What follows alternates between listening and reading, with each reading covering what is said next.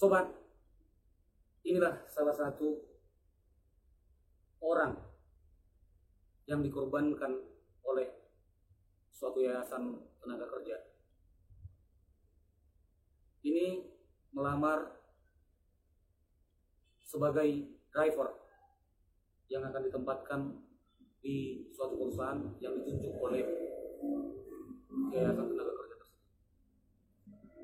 Yuk, kita akan mempertanyakan secara jelas, apakah memang saudara ini sebagai korban. Bung, kapan Anda melamar di yayasan tersebut? Saya adalah salah satu korban dari kerja yang melamar. Saat itu yayasan di tenaga kerja. Saya pada waktu itu melamar sebagai driver yang akan ditempatkan di perusahaan di suatu tempat. Saya sudah memberikan uang sebesar sekitaran 6 juta.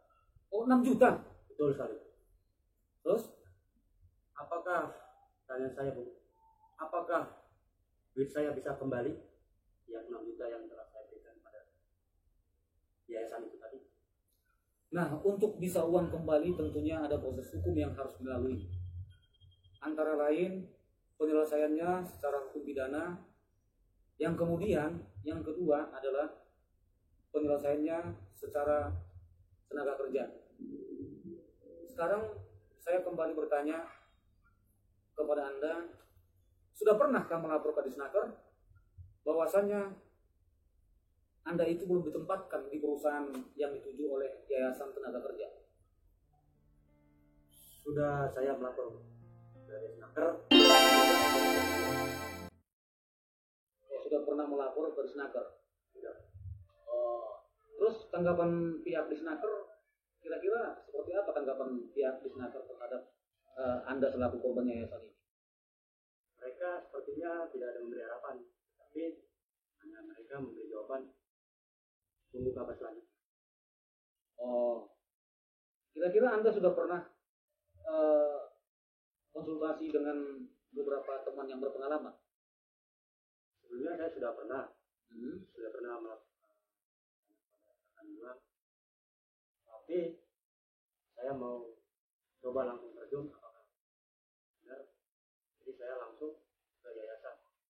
Karena memang ada beberapa yang memberitahukan benar, ada yang benar apa tidak. Saya juga tidak mengerti, tidak tahu. Tapi karena saya mau pengen bekerja, jadi ada yang memberitahukan lewat site, jadi saya coba ke yayasan tersebut. Oh, jadi Anda itu sudah pernah mendaftar di yayasan tersebut dengan membayar uang administrasi, yaitu sekitar 6 jutaan itu. Betul sekali. Berarti teman Anda yang pernah berkonsultasi kepada saya itu, perempuan yang berumur 22 tahun itu adalah teman Anda? Tidak. Oh tidak. Terus kenapa Anda tahu ada beberapa korban di yayasan tersebut? Saya juga kurang paham ada korban. Jadi mungkin saya ini tidak begitu percaya, tapi karena saya butuh keterangan, jadi sepertinya saya inilah korban berikut. Oh, korban berikutnya ya. Oke, terima kasih buat Anda yang telah berkonsultasi mempertanyakan kepada saya untuk memberi solusi yang sebenarnya. Terima kasih, Bu. Terima kasih. Halo, welcome back to my YouTube channel. Bersama dengan aku, Rizwandi Sianipa. Salam, mari sepakat kedepankan hukum. Assalamualaikum warahmatullahi wabarakatuh. Salam sejahtera buat kita semua. Harapan dan doa saya, semoga bagi Anda selalu sehat, panjang umur untuk dapat mengikuti channel-channel saya. Amin. Tentunya perlu saya sampaikan syarat untuk dapat mengikuti channel saya, Anda harus berkenan menekan atau mengklik tombol like dan tulisan subscribe berwarna merah berada di samping sebelah kanan Anda. Untuk itu, tunggu, Anda akan mendapatkan imbalan dari Tuhan kita yang Maha Kuasa. Dalam channel saya ini, ada seseorang perempuan berusia sekitar 22 tahun mengakui sebagai korban outsourcing atau Yayasan Tenaga Kerja. Bertanya dan berkonsultasi kepada saya, di mana menurut keterangannya korban telah mendaftar sebagai member atau anggota pada tanggal 13 April 2021 dengan cara terlebih dahulu membayar uang administrasi sebesar 200.000. Yang selanjutnya menyarankan korban untuk dapat dipekerjakan di perusahaan mitra outsource yang harus membayar uang secara tunai melalui transfer dan bahkan melalui secara tunai ke tangan pihak outsourcing tersebut. Uang yang ditransfer atau dibayar tunai adalah sebesar Rp6.500.000. Di dalam kurun waktu selama 3 bulan lebih, si korban tidak kunjung mendapatkan pekerjaan dari outsourcing tersebut. Dan ringkasnya, si korban memilih jalan mengadukannya. Si korban mengadukannya ke pihak Disnaker dengan membawa bukti-bukti yang dimilikinya, dan hasil yang didapat bahwa yayasan outsource tersebut tidak terdaftar dan menyarankan untuk melaporkannya ke pihak kepolisian. Di samping itu juga, menurut informasi dari teman-teman sesama korban, ternyata ada korban lainnya. Si korban menghitungnya sekitar jumlah 13 orang atau bahkan lebih yang dikorbankan atas perbuatan yang salah yang dilakukan manajemen outsourcing. Dan juga ada beberapa orang yang dipekerjakan tidak sesuai dengan kesepakatan yang telah disepakati oleh kedua belah pihak, serta pihak outsourcing memilih-milih orang yang ditempatkan di suatu perusahaan yang tidak sesuai dengan gaji UMR saat ini. Demikianlah pertanyaan yang disampaikan kepada saya. Jadi keluhan si korban adalah bagaimana cara memperoleh uang itu kembali. Dengan adanya pertanyaan seperti ini, refleksi dari kisah orang yang bertanya kepada saya ini, maka akan menjadi perhatian untuk kalian semua job seeker atau pencari kerja, agar berhati-hati sebelum melamar pekerjaan. Utamakan terlebih dahulu Anda mencari informasi dari berbagai sumber tentang perusahaan yang Anda akan melamar. Contohnya melalui website atau sumber lainnya. Dan saran saya untuk para job seeker, haruslah pintar memilih informasi pekerjaan yang benar. Atau tidak, kalau diminta untuk membayar dulu, jangan mau. Itu sudah pasti ada yang gak beres. Sobat, outsourcing atau kerja alih daya adalah sistem kerja yang memanfaatkan pihak ketiga untuk bisa mendapatkan sumber daya manusia yang dibutuhkan oleh pihak perusahaan. Banyak perusahaan outsourcing yang tidak membuat perjanjian kontrak atau menginformasikan secara pasti tentang jenis pekerjaan yang ditawarkan kepada Anda, sehingga pekerja dipaksa mau disuruh bekerja apa saja. Dan banyak perusahaan outsourcing yang tak begitu berizin, sehingga susah dipantau oleh pemerintah. Dan memang masih banyak terbatasnya jumlah pengawas di pemerintahan, khususnya di bidang ketenagakerjaan saat ini.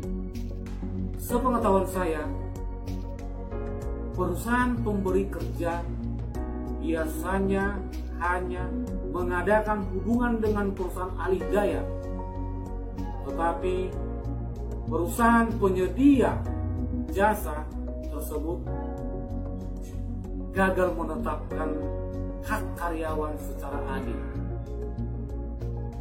Masih banyak pekerja outsource yang bekerja dalam jangka panjang tanpa mendapatkan upah, sumber atau tunjangan apapun.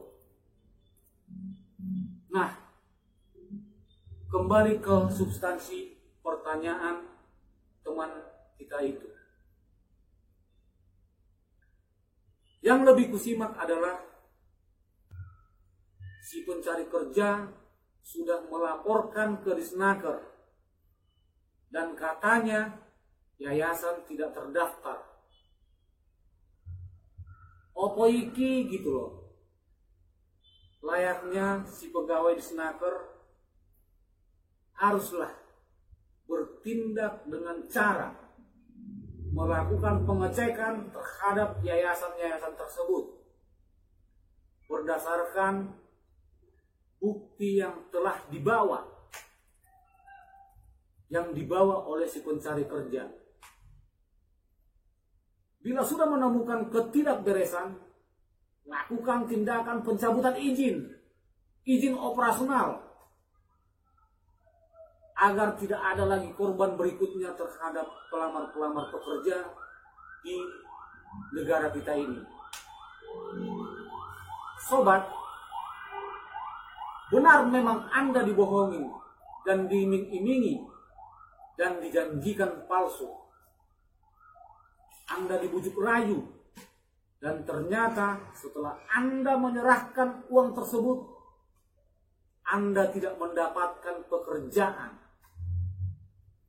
dan uang pun tidak dikembalikan. Sepengetahuan saya, yayasan tersebut telah melakukan penipuan dan masuk unsur di dalam tindak pidana penipuan sebagaimana yang diatur di dalam Kitab Undang-Undang Hukum Pidana. Jadi sobat, ini hampir sama dengan contoh seseorang meminjamkan uang 5 juta kepada Anda dengan alasan kalau mobilnya terjual. Nah, ternyata seiring waktu berjalan mobilnya belum dijual atau belum terjual kepada orang lain, yang kemudian dia melakukan peminjaman lagi sebesar 10 juta.